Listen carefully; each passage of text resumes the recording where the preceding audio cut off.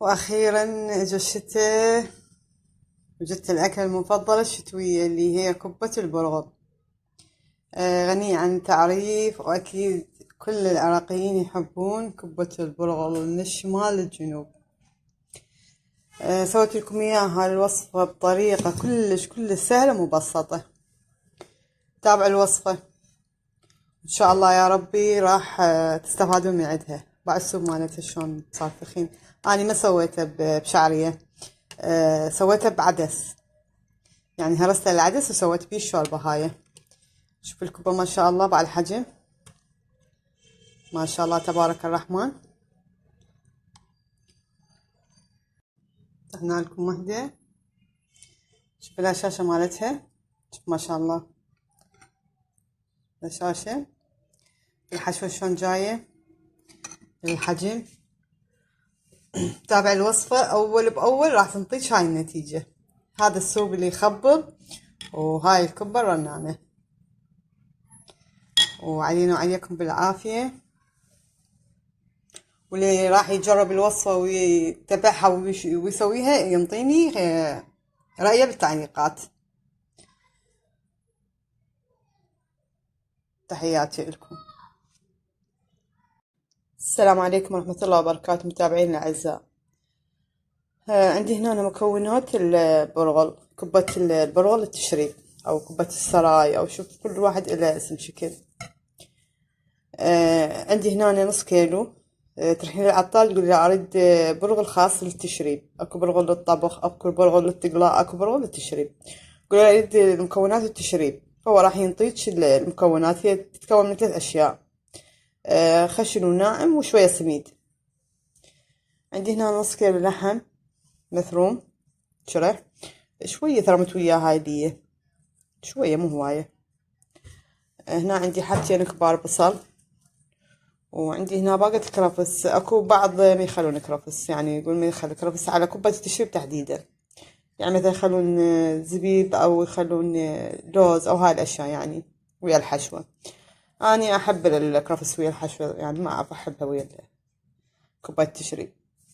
عندي هاي البهارات. عندي هاي ملعقة كمون، عفو ملعقة كمون متوسطة.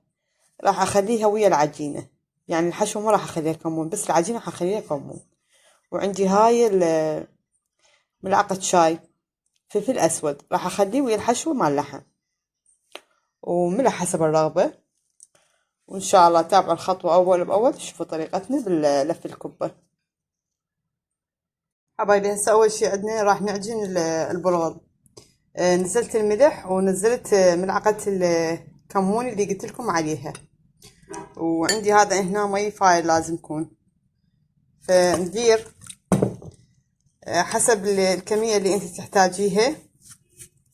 ونبدأ نقلب بيها الشكل. كل ما شفتي نفسك تحتاجين المي زيدي.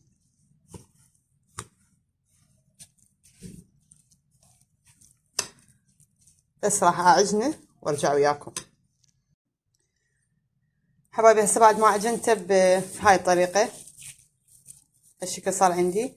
هسه راح اغطيه، يعني نقول تقريبا نص ساعة الى ان يبدي يذوب بنفسه. يعني هسه باعي شلون تلزمي بيخشونية بعده. فراح نغطيه يعني تقريبا نص ساعة، ونرجع همتين عجنة عجنة ثانية. وان شاء الله راح ابدي بالحشوة هسه، انتظروني. حبايبي هسه نزلنا اللحم شوية بين ما يخلص اللحم ويذوب المي مالته. نزل عليه البصل.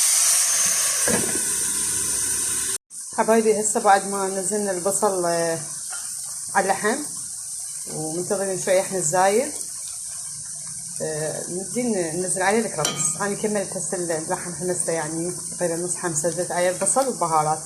انتظر شوية بعد ياخذ له لجعة وادير عليه الكرفس. حبايبي هسه بعد ما كملت عندي هاي الحشوة، نزلت بالمصفاة على مود شكو دهن، يعني ماي كله ينزل. بعد شنو تصفى حتى على مود شنو ما تبقى لينا ببطن الكبة. وهاي العجينة بهالطريقة صارت شلونها الشكل.